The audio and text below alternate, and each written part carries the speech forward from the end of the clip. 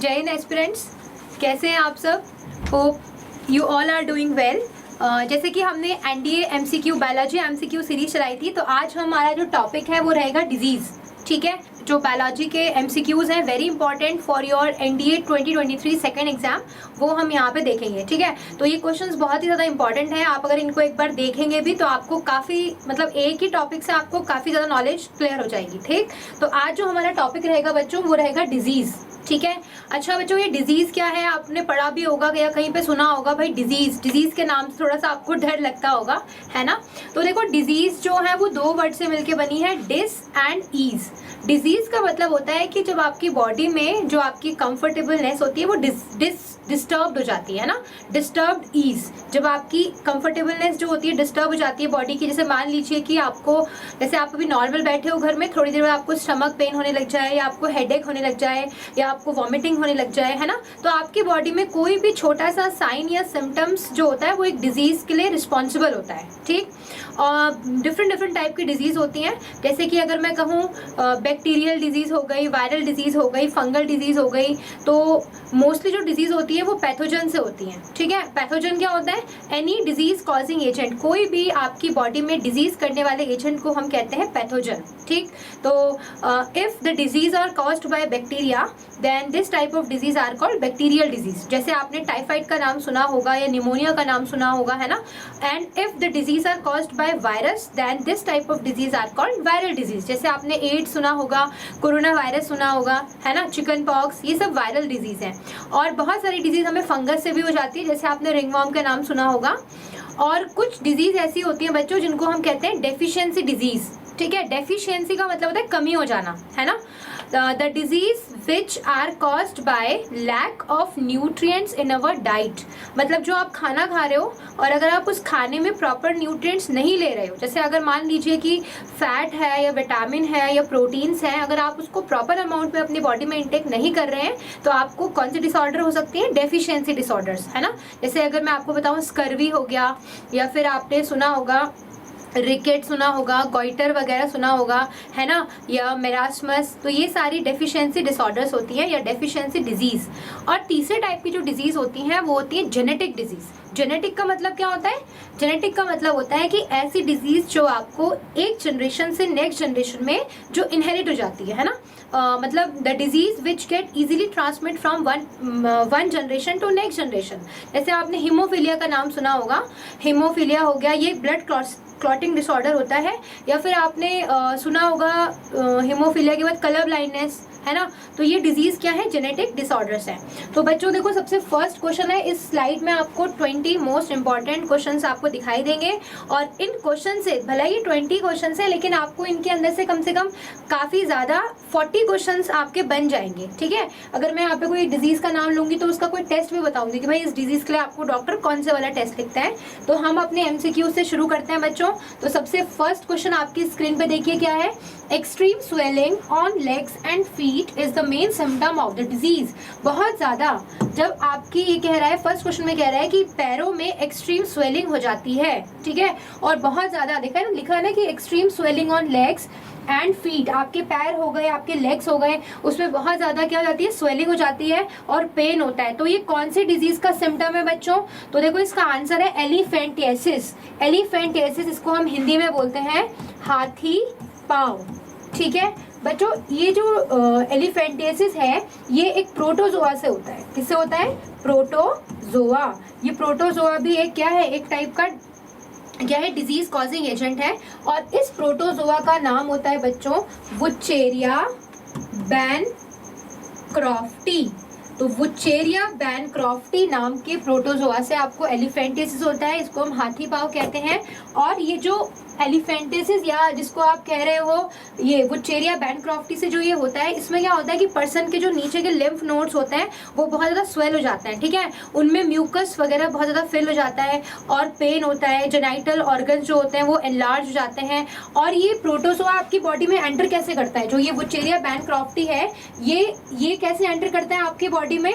ये करता है, एक वेक्टर होता है इसका, वेक्टर एक मॉस्किटो होती है जिसको हम क्या कहते हैं, एडीज इजिप्टी, ठीक है। तो एक एडीज इजिप्टी मॉस्किटो जो होती है वो इसको वुचेरिया बैनक्रॉफ्टी नाम के किसको, प्रोटोजोआ को आपकी बॉडी के अंदर लाती है और आपकी बॉडी को जाती है एलिफेंटियासिस, ठीक। तो ये आपको समझ में आ गया होगा कि कौन सी वाली इसमें से डिजीज है जिसमें क्या होता है, एक्सट्रीम स्वेलिंग हो जाती है आपके पैरों में और आपके पैर जो है वो बहुत ज़्यादा सूज जाते हैं, आपके जो लोअर पार्ट्स होते हैं बॉडी के वो भी स्वेलिंग हो जाती है, तो वो होता है एलिफेंटियासिस, उसको हम कहते हैं हिंदी में उसको कहते हैं हाथी पाँव, और एक प्रोटोजोआ से होता है जिसका नाम है वुचेरिया बैनक्रॉफ्टी, ठीक।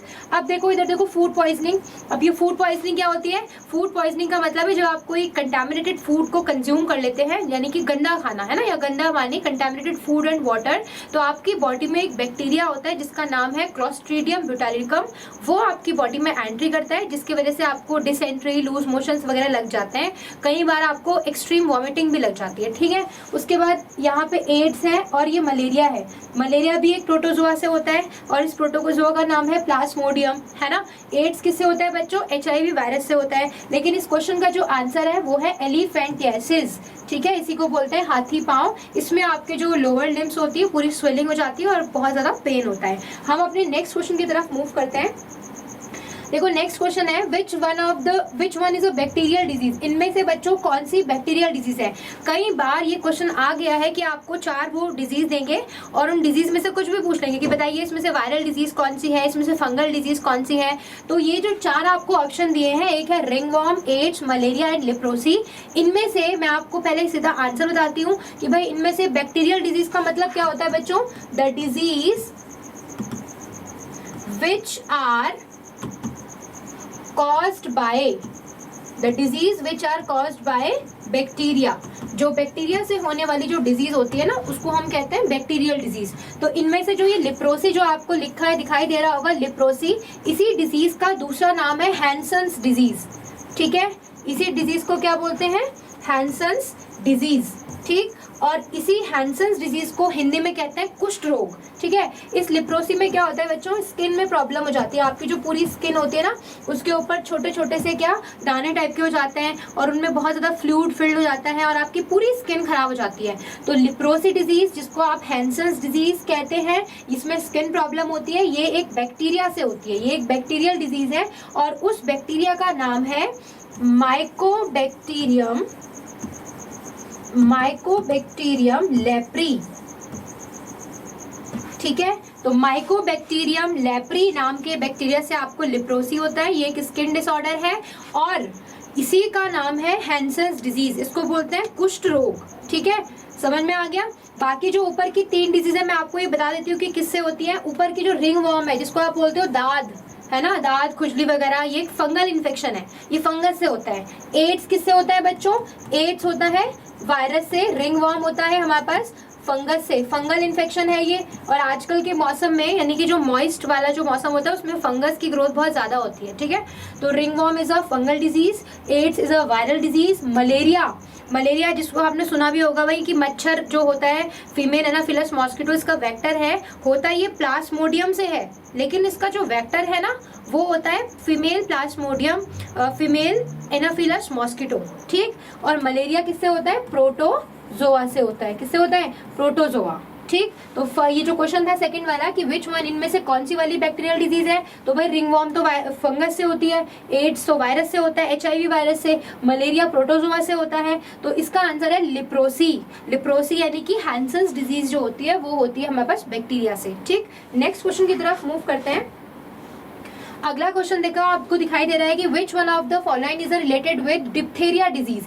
इनमें से डिप्थेरिया डिजीज जो है वो डिप्थीरिया डिजीज में कौन से वाला जो पार्ट है वो आपका इफेक्ट होता है। बच्चों जो ये डिप्थीरिया डिजीज है ना, ये आपके जो गला होता है ना, पूरा थ्रॉट जिसे आप कहते हो, आपके थ्रॉट के अंदर बहुत ज़्यादा ब्लूइश जो है एक लेयर टाइप की जम जाती है और आपको ईचिंग होती है, बहुत हराशनेस टाइप की होती है। तो जो ये डिप्थीरिया नाम की जो डिजीज है ये भी एक किससे होती है, डिप्थीरिया, ये बैक्टीरिया से होती है। किससे होती है, बैक्टीरिया से होती है, ठीक है। और इसमें आपका क्या इन्फेक्ट होता है, कौन से वाला पार्ट आपका इन्फेक्ट होता है, दैट इज थ्रॉट। और थ्रॉट में बहुत ज़्यादा ईचिंग हो जाएगी आपके गले में, ठीक है, पूरा जो गला है वो स्वेल हो जाएगा और ईचिंग के बाद आपके गले में क्या होगी, हरासनेस हो जाएगी। समझ में आ गया। तो जो डिप्थीरिया नाम की जो बैक्टीरियल डिजीज है वो आपके थ्रॉट को अफेक्ट करती है। अगला नेक्स्ट क्वेश्चन देखते हैं हम लोग। नेक्स्ट है in which disease DPT vaccine is used. ये बहुत ही इंपॉर्टेंट है, कई बार आ गया क्वेश्चन। डीपीटी इसी को बोलते हैं ट्रिपल वैक्सीन। देखिए जब बच्चे बहुत छोटे होते हैं ना, छोटे छोटे बच्चे आपने देखे होंगे, तो छोटे छोटे जो बच्चे होते हैं उनको 6 मंथ में, 3 मंथ्स में, कुछ डेज में बहुत सारे डॉक्टर वैक्सीनेशन लिखता है। तो उनमें से एक वैक्सीन है जिसको हम कहते हैं डीपीटी। इसको ट्रिपल वैक्सीन बोलते हैं। क्यों बोलते हैं इसको ट्रिपल वैक्सीन? इसका ये कारण है क्योंकि डीपीटी में 3 चीजें आपको दिखाई दे रही है। डी फॉर डिप्थेरिया, ठीक है, पी होता है पर्टुएसिस, एंड टी फॉर टिटेनस, ठीक है।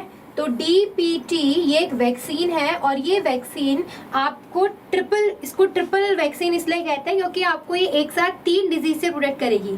एक डिजीज है डिप्थेरिया, जो कि मैंने अभी आपको इससे पहले बताया था कि आपके थ्रॉट वगैरह को वो करता है, क्या करता है, इन्फेक्ट करता है।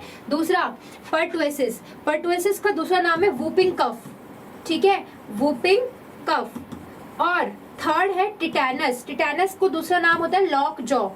आपने सुना होगा कि जब भी आपके चोट वगैरह लगती है तो आपको बोलते हैं कि जाइए भाई टिटनेस का इंजेक्शन लगा के आ जाइए।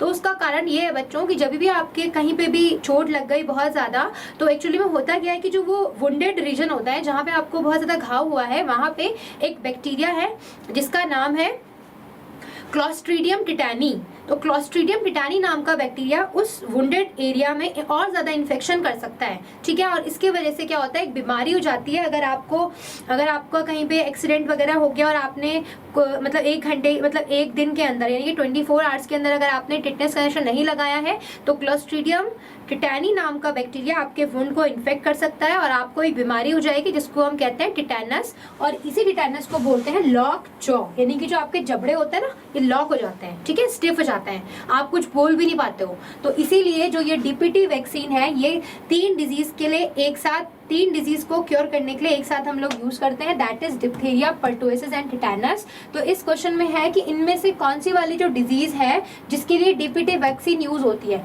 तो अगर यहाँ पे देखो ये ट्यूबरक्लोसिस है, टी फॉर यहाँ पे ट्यूबरक्लोसिस नहीं है, टी मतलब है टिटेनस, ठीक है। तो यहाँ पे ट्यूबरक्लोसिस तो नहीं हो सकता, पोलियो भी नहीं हो सकता, ऑल ऑफ द अबव नहीं, तो आपको दिखाई दे रहा होगा साफ साफ डिप्थेरिया के लिए है डीपीटी। और किसके लिए है, पर्टुएसिस जिसको आप कहते हो whooping cough, and third is for tetanus. समझ में आया बच्चों? तो ये आपको समझ में आया होगा। अब हम अपने नेक्स्ट क्वेश्चन की तरफ मूव करते हैं। देखिए अगला क्वेश्चन है स्क्रीन पे, which of the following is a cause of AIDS disease. ये बहुत ही इंपॉर्टेंट है, आपने एड्स का नाम सुना होगा। देखो एड्स जो है, सबसे पहले तो आपको इसकी फुल फॉर्म पता होनी चाहिए। एड्स की फुल फॉर्म होती है एक्वायर्ड, ठीक है, I for immuno, D for deficiency and S for syndrome. अब बच्चों ध्यान से सुनना, ये जो एड्स है ना, एड्स इसके बारे में पढ़ते हैं क्योंकि इसके बारे में कई बार थोड़े डीपली क्वेश्चन आपसे पूछ लेगा वो। तो सबसे पहले तो आपको एड्स की फुल फॉर्म पता होनी चाहिए कि भाई क्या होती है एड्स की फुल फॉर्म। तो होती है एक्वायर्ड इम्यूनो डेफिशिएंसी सिंड्रोम। अच्छा ठीक है, अब ये एड्स होता किससे है, जो ये डिजीज है, ये जो एड्स है ये एक वायरस से होता है। किससे होता है बच्चों, वायरस से होता है। और इस वायरस का नाम है HIV, ठीक है, क्या नाम है इसका, HIV। और HIV की फुल फॉर्म भी आपको पता होनी चाहिए, ह्यूमन इम्यूनो डेफिशिएंसी वायरस, ठीक है, ह्यूमन इम्यूनो डेफिशिएंसी वायरस, ये है HIV की फुल फॉर्म, ठीक है। तो एड्स एक वायरल डिसऑर्डर है और ये जो वायरल डिजीज है जो एड्स, ये किससे होती है, HIV से होती है, ठीक है। अच्छा अब इसमें होता क्या है, देखो जो एड्स है इसकी फुल फॉर्म में ही इसका मतलब छिपा हुआ है। देखो ध्यान से सुनना, ए फॉर एक्वायर्ड का मतलब होता है वो डिजीज जो हम अपनी लाइफ टाइम में एक्वायर करते हैं, मतलब अचीव करते हैं, ठीक है। इम्यूनो का मतलब होता है इम्यून सिस्टम, यानी कि जो हमारे इम्यून सिस्टम की डिजीज है। ठीक है। एड्स में एक्वायर्ड मीन्स जो हमने अपनी लाइफ टाइम में एक्वायर करी है, मतलब ये वो डिजीज जो आपको पैदाइशी नहीं होती है। ठीक है, जब आपका हो जाता है तो आप अपनी लाइफ टाइम में इसको एक्वायर करते हैं। ठीक है। इम्यूनो मीन्स इम्यून सिस्टम की, डेफिशिएंसी का मतलब हो गया कमी हो गई। ठीक है, डेफिशिएंसी मीन्स कमी हो गई। और सिंड्रोम, ये जो वर्ड है सिंड्रोम, इसका मतलब होता है जब किसी पर्सन की बॉडी में एक से ज्यादा डिजीज एक ही बारी में एक से ज्यादा डिजीज हो। मान लो जैसे कोई भी एक पर्सन है, उसकी बॉडी में उसको टीबी भी हो रखा है, उसको निमोनिया भी हो रखा है, उसको चिकन पॉक्स भी हो रखा है, तो एक साथ इतनी सारी डिजीज आ गई बॉडी में, तो उसके लिए हम वर्ड यूज करते हैं सिंड्रोम। मेनी डिजीज टुगेदर, बहुत सारी डिजीज जब एक साथ हो जाती है तो उसको हम कहते हैं सिंड्रोम। ठीक, तो एड्स जो है ये एक ऐसी डिसऑर्डर है जो हम अपनी लाइफ टाइम में एक्वायर करते हैं। इसमें हमारा जो इम्यून सिस्टम होता है, अब इम्यून सिस्टम क्या होता है? इम्यून सिस्टम वो सिस्टम होता है the system which fight against various type of infection. ऐसा सिस्टम जो आपको मतलब इन्फेक्शियस कॉजिंग एजेंट से आपकी बॉडी जिससे फाइट करती है ना। आपकी बॉडी के अंदर आपने एंटीबॉडी का नाम सुना होगा। जैसे भी आपकी बॉडी में कोई पैथोजन एंट्री करता है तो आपकी बॉडी के अंदर इतनी एबिलिटी होती है कि उस पैथोजन को वो किल कर सकती है। कैसे? आपकी बॉडी के अंदर एक सिस्टम है, जैसे एक्सक्रीटरी सिस्टम है एक्सक्रीशन करने के लिए, digestive system is for digestion, तो ऐसे ही आपकी बॉडी में एक सिस्टम होता है जिसको हम कहते हैं इम्यून सिस्टम। ठीक है, तो immune system is that system which help us from different type of disease, जो हमें बहुत सारी डिफरेंट टाइप की डिजीज से क्या करेगा? हमारी मदद करेगा, हमें प्रोटेक्ट करेगा। कैसे प्रोटेक्ट करेगा? एंटीबॉडीज को प्रोड्यूस करके। ठीक, तो एड्स जो होता है वो वायरस से होता है, HIV वायरस। और इसमें एक्चुअली में होता क्या है बच्चों, हमारी जो इम्यून सिस्टम है ना उसमें 2 टाइप के सेल्स होते हैं। एक होते हैं तो इम्यून सिस्टम, ये बहुत ही इंपॉर्टेंट सिस्टम है। अगर किसी की बॉडी का ये इम्यून सिस्टम खराब हो गया ना तो उसको बहुत सारी डिजीज एक साथ घेर लेती हैं। ठीक है, तो इम्यून सिस्टम जो है हमें डिफरेंट टाइप के इन्फेक्शन से हमें फाइट करवाता है। ठीक है, तो इम्यून सिस्टम में 2 टाइप के सेल्स होते हैं, एक को बोलते हैं बी सेल्स, ठीक है, और एक को बोलते हैं टी सेल्स। इन टी सेल्स को एक और नाम से जानते हैं बच्चों, हेल्पर टी सेल्स। ठीक है, अब आपकी बॉडी में इम्यून सिस्टम कैसे रिस्पांस दे रही है कोई भी बीमारी के लिए? एंटीबॉडी को प्रोड्यूस करिए, है ना। तो एंटीबॉडी को कौन प्रोड्यूस करता है? जो ये बी सेल्स हैं इनको बोलते हैं बी लिम्फोसाइट। बी लिम्फोसाइट किसको प्रोड्यूस करते हैं? एंटीबॉडी को। ठीक है, और एंटीबॉडी को प्रोड्यूस तो बी सेल्स करते हैं, लेकिन ये जो टी सेल्स हैं या जिनको आप कहते हो टी लिम्फोसाइट, ये बी लिम्फोसाइट को क्या करते हैं? हेल्प करते हैं कि भाई एंटीबॉडी को प्रोड्यूस करो।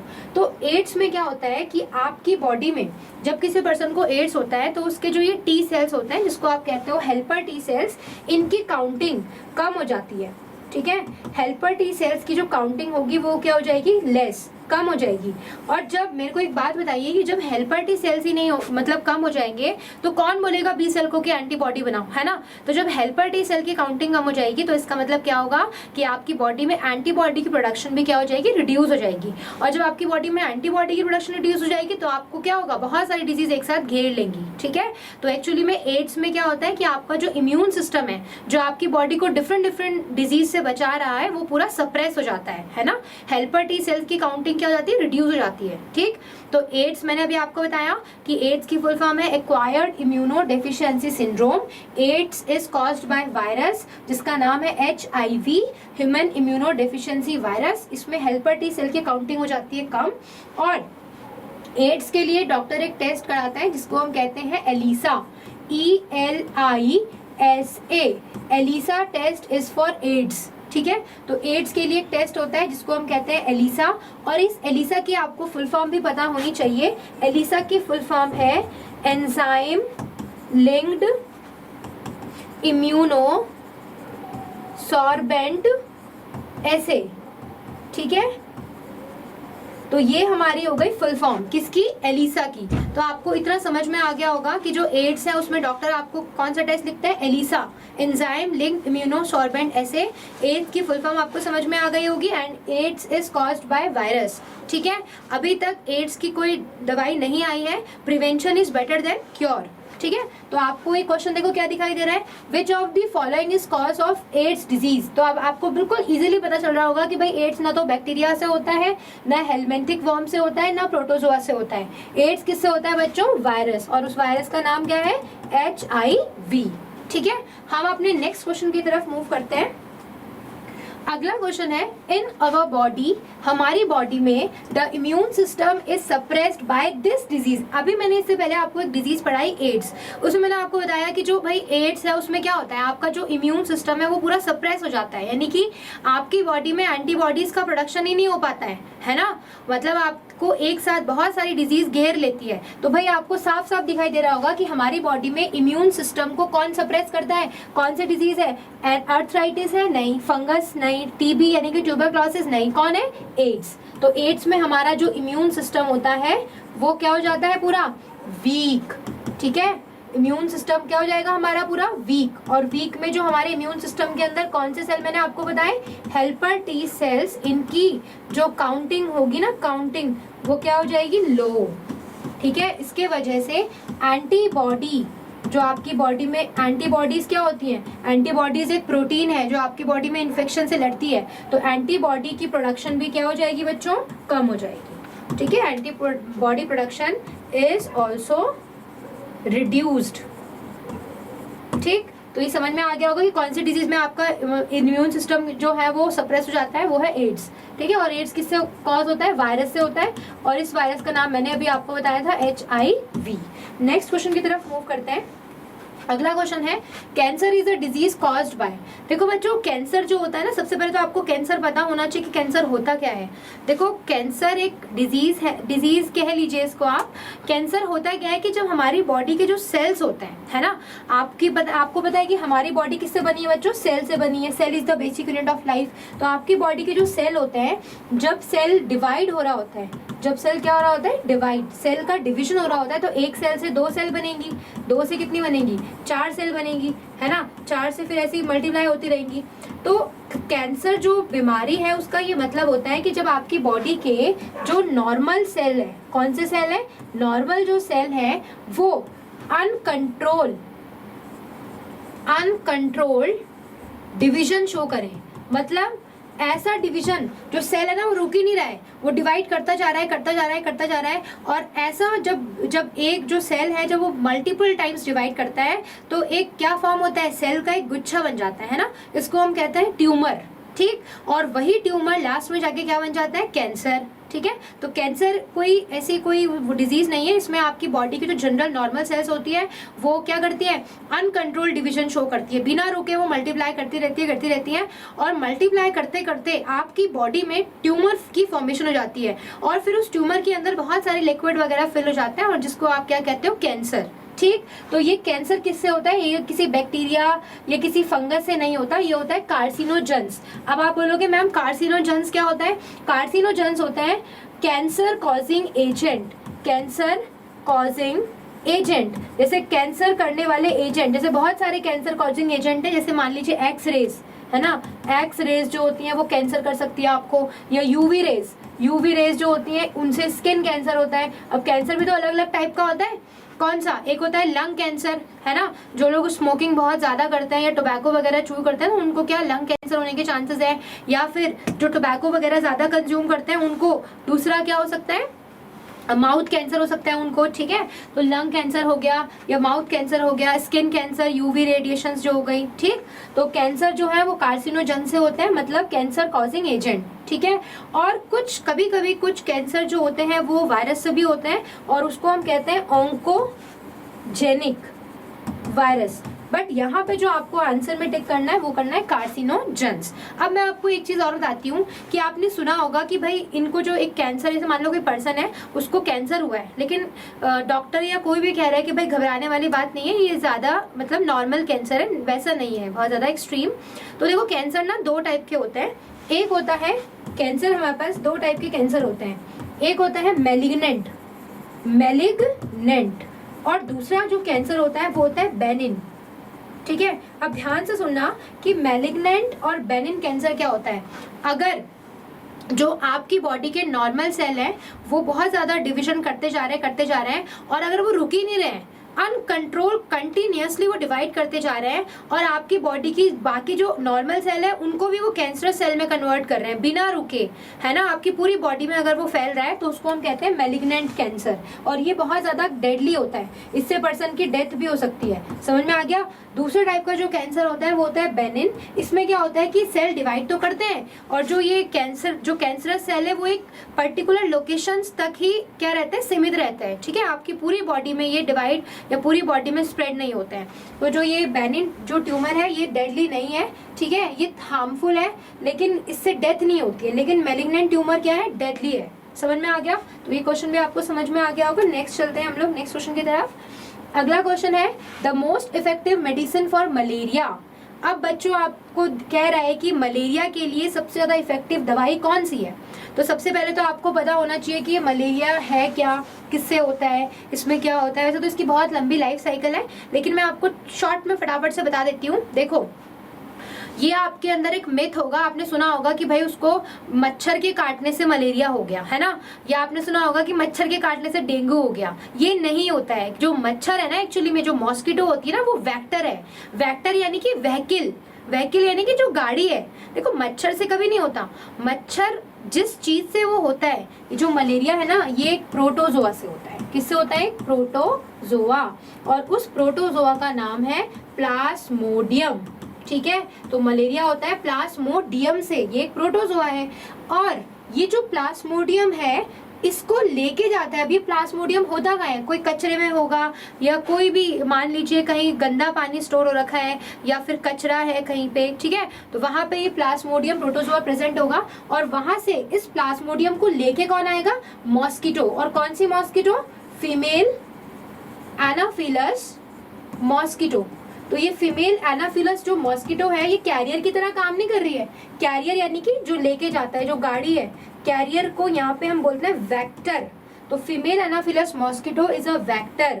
किसके लिए वेक्टर है? ये मलेरिया की। और मलेरिया होता किससे है? प्लाज्मोडियम प्रोटोजोआ से। अब बच्चों होता क्या है कि जैसे ही ये जो फीमेल एनाफिलस मॉस्किटो है, जब ये इस प्लाज्मोडियम को आपकी बॉडी तक लेके आती है तो इसके जो सलाइवा होता है उसमें ये प्लाज्मोडियम के स्पोरोजोइड्स प्रेजेंट होते हैं। तो ये जैसे ही आपकी स्किन में पंक्चर करती है और आपके ब्लड में क्या छोड़ देती है? प्लाज्मोडियम के स्पोरोजोइड्स। और वो प्लाज्मोडियम के स्पोरोजोइड्स सबसे पहले आपके लिवर में जाते हैं और लिवर में जाके वो क्या करते हैं? मल्टीप्लिकेशन यानी कि 2 से 4, 4 से 8 ऐसे करते करते एसेक्सुअल रिप्रोडक्शन करके उनका जो जनसंख्या है प्लाज्मोडियम का वो बहुत ज्यादा हो जाता है।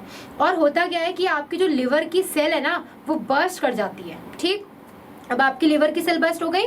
अब लिवर की सेल से ये जो प्लाज्मोडियम है वो आपके जाते हैं रेड ब्लड सेल में, आरबीसी में। ठीक है, अब आपके ब्लड में जाएंगे तो ब्लड से कहाँ गए? आरबीसी में गए। आरबीसी में जाके भी उन्होंने क्या किया? मल्टीप्लिकेशन किया एसेक्सुअल। अब धीरे धीरे आपकी बॉडी की जो आरबीसी है वो भी क्या होती रहेगी? फटती रहेगी, क्योंकि भाई उसके अंदर प्लाज्मोडियम रिप्रोडक्शन कर रहा है एसेक्सुअली। तो उसके अंदर आरबीसी के अंदर भी आरबीसी बर्स्ट होती है और फिर आरबीसी के बाद जो ये प्लाज्मोडियम है ये आपकी पूरी बॉडी में स्प्रेड हो जाता है। और जब आपकी आरबीसी फटती है क्योंकि इसके अंदर स्पोरोजोइड्स क्या कर रहे हैं? रिप्रोडक्शन कर रहे हैं, तो एक टॉक्सिन निकलता है। उस टॉक्सिन को हम कहते हैं हीमोजोइन।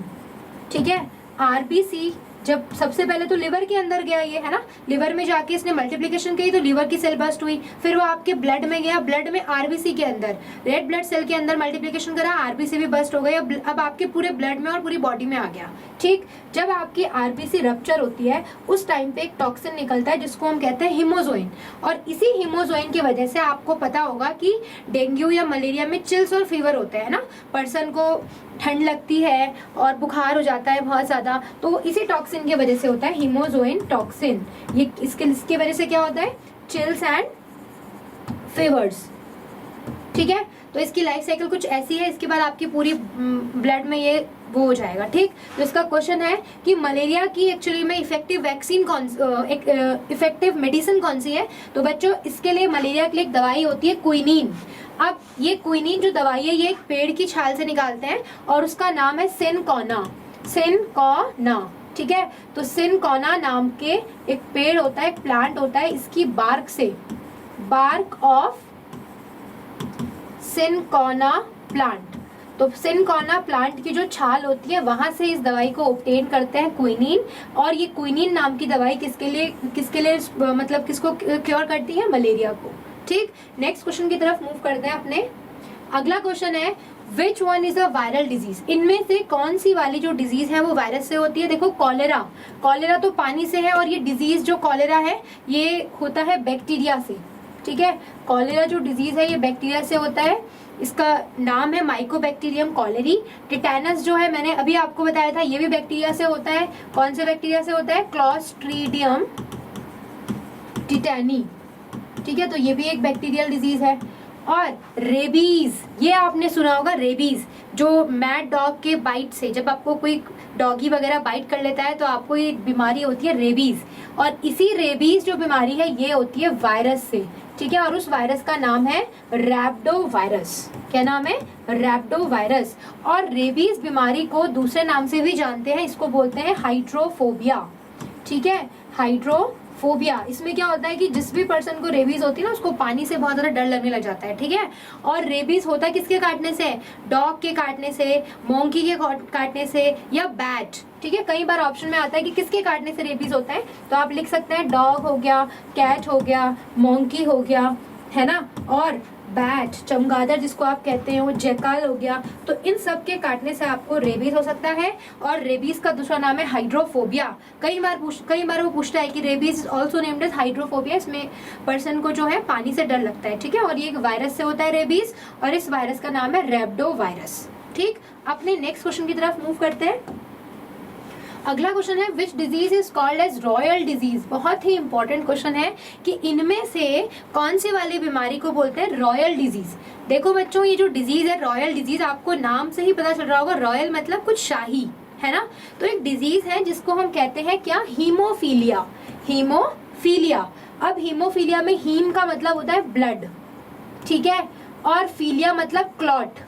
देखो एक डिजीज होती है जिसका नाम है हीमोफीलिया, और ये एक कैसी डिजीज है, ध्यान से सुनना बच्चों, ये एक ब्लड क्लॉटिंग डिसऑर्डर है। क्या है? एक ब्लड क्लॉटिंग डिसऑर्डर। मतलब हीमोफीलिया में क्या होता है कि मान लीजिए कि किसी पर्सन को हीमोफीलिया है, तो इसमें क्या होता है कि अगर मान लीजिए पर्सन के कहीं से हल्का सा कट भी लग गया तो इतना ज्यादा उसकी बॉडी में, जो हमारी बॉडी में क्लॉटिंग प्रोटीन होती है, यानी कि जो ब्लड का थक्का जमाती है, जिसको हम कहते हैं फिब्रिनोजन, वो क्लॉटिंग प्रोटीन एब्सेंट हो जाती है, या वो क्लॉटिंग प्रोटीन होती ही नहीं है। तो क्या होता है कि अगर मान लो हल्का सा भी कहीं कट लग गया ना, तो इतना ज्यादा एक्सेस में आपका ब्लड लॉस होगा कि आपकी बॉडी का ब्लड बचेगा ही नहीं। और एक टाइम ऐसा आएगा जब पूरी बॉडी से सारा ब्लड निकल गया और पर्सन की हो जाएगी डेथ। तो ये जो बीमारी है हीमोफीलिया, ये सबसे पहले क्वीन विक्टोरिया, इंग्लैंड में एक महारानी है जिसका नाम था क्वीन विक्टोरिया।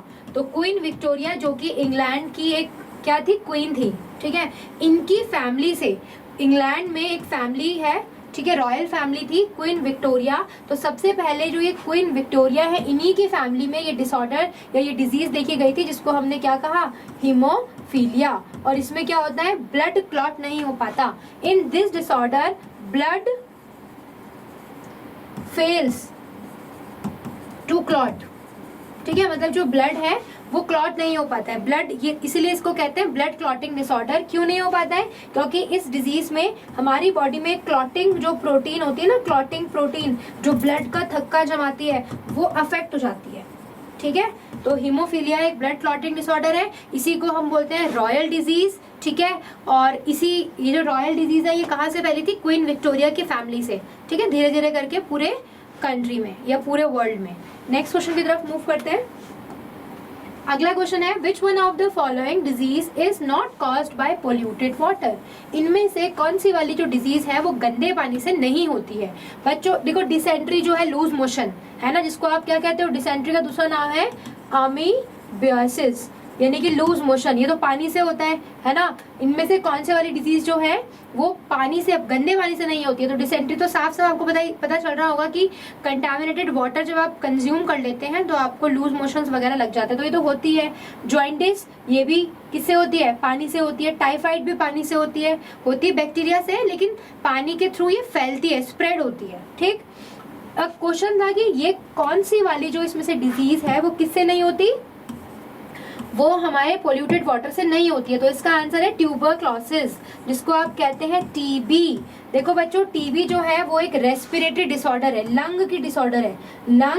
लंग जो होते हैं इसमें हमारे अफेक्ट हो जाते हैं, फेफड़े, और ये हमारी क्या है? एक रेस्पिरेटरी, यानी कि जो टीबी है इसमें क्या होता है कि जो पर्सन है टीबी में उसके जो पूरे लंग्स वगैरह हैं या पूरा जो रेस्पिरेटरी ट्रैक्ट है वो इन्फेक्ट हो जाता है, ठीक है। उसमें ये जो टीबी है ये एक बैक्टीरिया से होता है, माइकोबैक्टीरियम ट्यूबरक्लोसिस, ठीक है। इसमें क्या होता है कि जो आपके लंग्स हो गए है ना, या आपका जो रेस्पिरेटरी ट्रैक्ट है वो पूरा, उसमें पूरी तरीके से म्यूकस वगैरह कलेक्ट हो जाता है और आपके नॉस्ट्रिल्स वगैरह, नोज वगैरह, कोल्ड, कफ, स्नीज, ये सब प्रॉब्लम होती है, ठीक है। और टीबी में क्या होता है कि ये ना फैलता है। If you inhaled droplets exhaled by infected person, अगर किसी इन्फेक्टेड पर्सन ने अपने ड्रॉपलेट्स को एयर में एक्सेल किया और अगर आपने वो ड्रॉपलेट्स इनहेल कर लिए हैं तो आपको भी टीबी हो सकता है, ठीक है। तो ये एयर वगैरह से बहुत ज़्यादा फैलता है, हवा से, एयर। और एयर से कैसे फैलता है? Inhalation of droplets released by infected person. जो भी इन्फेक्टेड पर्सन है, अगर मान लो उसने स्नीज किया तो उसके ड्रॉपलेट्स हवा में आ जाएंगे और वहां से कोई नॉर्मल पर्सन जा रहा है तो वो ड्रॉपलेट्स उस नॉर्मल पर्सन ने इनहेल करे तो वो उसकी बॉडी में चले जाएंगे, ठीक है। तो जो ट्यूबरक्लोसिस जिसको मैंने बताया कि ये बैक्टीरिया से होती है, तो ये हवा से फैलती है, ये पानी से नहीं फैलती है, ठीक। नेक्स्ट क्वेश्चन की तरफ मूव करते हैं अपने। अगला क्वेश्चन है, which of the following human organ is not associated with immune response. इनमें से कौन से वाला ह्यूमन का जो ऑर्गन है वो इम्यून रिस्पॉन्स नहीं देता। इम्यून रिस्पॉन्स का मतलब है कि मैंने बताया था कि जैसे आपकी बॉडी में अलग अलग सिस्टम है, ऐसे ही एक आपकी बॉडी में इम्यून सिस्टम है। इम्यून सिस्टम क्या करता है? आपकी बॉडी को डिफरेंट टाइप की जो डिजीज होती है उनसे बचाता है। कैसे बचाता है? एंटीबॉडीज का प्रोडक्शन करके, ठीक है। तो इम्यून सिस्टम में आपके, जैसे कि मैंने बताया था कि आपके गले में जो टॉन्सिल्स है, स्मॉल इंटेस्टाइन में पियर पैचेस है, बी लिम्फोसाइट, टी लिम्फोसाइट, ये सब हेल्प करते हैं। तो इनमें से कौन से वाला जो आपकी बॉडी का ऑर्गन है जो कि आपको इम्यून रिस्पॉन्स नहीं देता है, यानी कि आपको इम्यूनिटी में हेल्प नहीं करेगा ज्यादा? तो देखो, थाइमस तो करेगा, थाइमस ही तो है ये टी सेल्स, ठीक है। लिम्फ नोड भी करते हैं, ठीक है। स्प्लीन, जिसको हम कहते हैं ग्रेवयार्ड ऑफ आरबीसी। आरबीसी कहाँ जाके रप्चर होते हैं? यहीं पे स्प्लीन में, ठीक है। स्प्लीन को क्या कहते हैं? Graveyard of RBC. Red blood cell का ग्रेवयार्ड होता है बच्चों स्प्लीन, एक ऑर्गन है ये, और इसी को बोलते हैं ब्लड बैंक। क्या बोलते हैं? Blood bank. तो स्प्लीन हो गया ब्लड बैंक और ग्रेवयार्ड ऑफ आरबीसी। लेकिन इस क्वेश्चन, जो ये क्वेश्चन था कि इनमें से कौन से वाला जो पार्ट है वो आपकी बॉडी में इम्यून रिस्पॉन्स नहीं देता, तो उसका आंसर हो जाएगा ब्रेन। ब्रेन तो आपकी बॉडी में मैसेज वगैरह को या कोई भी इंफॉर्मेशन है उसको, सिग्नल वगैरह को इधर से उधर आपकी बॉडी को कंट्रोल करता है, ठीक है। तो ये इम्यून रिस्पॉन्स नहीं देता। अगले क्वेश्चन की तरफ मूव करते हैं। नेक्स्ट क्वेश्चन है, adulteration of which of the following causes dropsy. देखो, एक डिजीज है जिसको हम कहते हैं ड्रॉप्सी। इसी ड्रॉप्सी का दूसरा नाम है इडीमा, ठीक है, इडीमा। ये डिजीज किस चीज में एडल्टरेशन की वजह से, मतलब खाने की ऐसी कौन सी चीज में मिलावट होने की वजह से आपको ये डिजीज हो जाती है, जिसको हम कहते हैं ड्रॉप्सी। तो जो मस्टर्ड ऑयल जो आप सभी अपने घर में यूज करते हैं, सरसों का तेल, ठीक है, अगर आपके घर में जो मस्टर्ड ऑयल आ रहा है अगर वो एडल्टर्ड है, मतलब कि अगर उसमें कुछ ना कुछ मिलावट है, वो प्योर फॉर्म में नहीं है, तो मस्टर्ड ऑयल में यानी कि सरसों के तेल में मिलावट होने के वजह से आपको एक बीमारी हो सकती है जिसको हम कहते हैं ड्रॉप्सी और इडिमा। इसमें क्या होती है, आपकी जो पूरे लेग्स वगैरह हैं वो पूरे स्टिफ हो जाते हैं, पूरी बॉडी जो है वो स्टिफ हो जाती है, ठीक। अगला क्वेश्चन, तो इसका आंसर क्या हो जाएगा? Mustard oil. तो मस्टर्ड ऑयल में अगर मिलावट हो गई तो आपको ये बीमारी हो सकती है, कौन सी? ड्रॉप्सी, ठीक है, जिसको हम कहते हैं इडीमा। अगला क्वेश्चन है, नेक्स्ट क्वेश्चन है हमारा, which one of the following is not a sexually transmitted disease. इनमें से कौन सी वाली सेक्सुअली ट्रांसमिटेड डिजीज नहीं है? देखो, सिफिलिस, गोनोरिया, ये दोनों सेक्सुअली ट्रांसमिटेड है और ये बैक्टीरिया से होती है, ठीक है। सेक्सुअली ट्रांसमिटेड डिजीज वो डिजीज होती हैं the disease which are caused by sexual contact, ठीक। दो टाइप की सेक्सुअल एसटीडीज, इनको हम बोलते हैं एसटीडीज, सेक्सुअली ट्रांसमिटेड। एक होती है जो बैक्टीरिया से होती है, बैक्टीरियल, और दूसरी होती है वायरल, ठीक है। अब जो सेक्सुअली ट्रांसमिटेड डिजीज है बैक्टीरियल, उनमें आता है ये दोनों। कौन दोनों? सिफिलिस और गोनोरिया, ये सेक्सुअली ट्रांसमिटेड डिजीज है और ये बैक्टीरिया से होती है। और एड्स, जो मैंने अभी आपको बताया कि इसमें हमारा इम्यून सिस्टम पूरा वीक हो जाता है, एड्स भी सेक्सुअल कांटेक्ट से फैलता है, ठीक है। लेकिन एड्स किससे होता है बच्चों? वायरस से। और इस वायरस का नाम भी मैंने आपको बता दिया है ना, HIV। तो ये कह रहा है कि इनमें से कौन सी वाली जो है वो सेक्सुअली ट्रांसमिटेड नहीं है। तो सिफिलिस भी है, गोनोरिया भी है, हेपेटाइटिस भी है, ठीक है। जो ये स्कर्वी आपको दिखाई दे रहा है, सी वाला स्कर्वी, स्कर्वी एक डेफिशिएंसी डिजीज है। डेफिशिएंसी डिजीज का मतलब ये आपकी बॉडी में एक विटामिन की कमी से होती है, जिस विटामिन का नाम है विटामिन सी। विटामिन सी को एक और नाम से जानते हैं एस्कॉर्बिक एसिड। और ये होता किस में है विटामिन सी? ये होता है सिट्रस फ्रूट्स में, खट्टे फल में। जितने भी आप सिट्रस फ्रूट्स खाते हैं, नींबू हो गया, लेमन वगैरह है ना, आंवला वगैरह हो गया, उनमें सिट्रिक एसिड होता है। और जो सिट्रिक एसिड है वो आपकी बॉडी में विटामिन सी को बढ़ाता है, ठीक है। तो स्कर्वी जो है वो विटामिन सी की कमी से होती है आपकी बॉडी में। और विटामिन सी कहाँ पे होता है? सिट्रिक एसिड में होता है, ठीक। और स्कर्वी में होता क्या है? स्कर्वी में आपके जो गम्स होता है ना, गम्स, मसूड़े, वो उसमें क्या होती है? ब्लीडिंग होने शुरू हो जाती है, गम्स में ब्लीडिंग होती है, ठीक। तो ये समझ में आ गया होगा। नेक्स्ट क्वेश्चन की तरफ मूव करते हैं। अगला क्वेश्चन है, what is break bone fever most commonly known as? Break bone fever, इसको बोलते हैं हड्डी तोड़ बुखार, ठीक है। तो इनमें से जो आपको बोर्ड में दिखाई दे रहा है, typhoid, rhinitis, yellow fever, dengue, इनमें से कौन से वाले फीवर को, ये बहुत इंपॉर्टेंट क्वेश्चन है कि भाई इनमें से ब्रेक बोन फीवर किसे बोलते हैं? कई बार आ गया, ब्रेक बोन फीवर कहते हैं बच्चों डेंगू को। डेंगू तो आपने सुना होगा, आजकल बहुत ज्यादा लोगों को डेंगू हो रहा है। तो डेंगू जो है इसी को हम कहते हैं ब्रेक बोन फीवर। और इसमें आपकी बॉडी में क्या होती है भाई? प्लेटलेट्स काउंट, जो आपकी प्लेटलेट्स काउंट है वो क्या हो जाती है? रिड्यूस हो जाती है। प्लेटलेट्स जो होती है वो रिड्यूस हो जाती है। और डेंगू होता किससे है? इसका जो मच्छर है, उस मतलब जो मच्छर इसका वेक्टर है उसका नाम है एडीज इजिप्टी। एडीज इजिप्टी। तो एडीज इजिप्टी नाम का जो मॉस्किटो है वो इसको क्या करता है? स्प्रेड, वो इसके लिए वेक्टर है, ठीक है। और डेंगू एक वायरस से होता है बच्चों। किससे होता है? एक वायरस से। Dengue is caused by virus but it transmit with the help of mosquito, जिसका नाम है एडीज इजिप्टी। और डेंगू में आपकी प्लेटलेट्स काउंटिंग वगैरह कम हो जाती है, ठीक है। और इसी को हम कहते हैं ब्रेक बोन फीवर।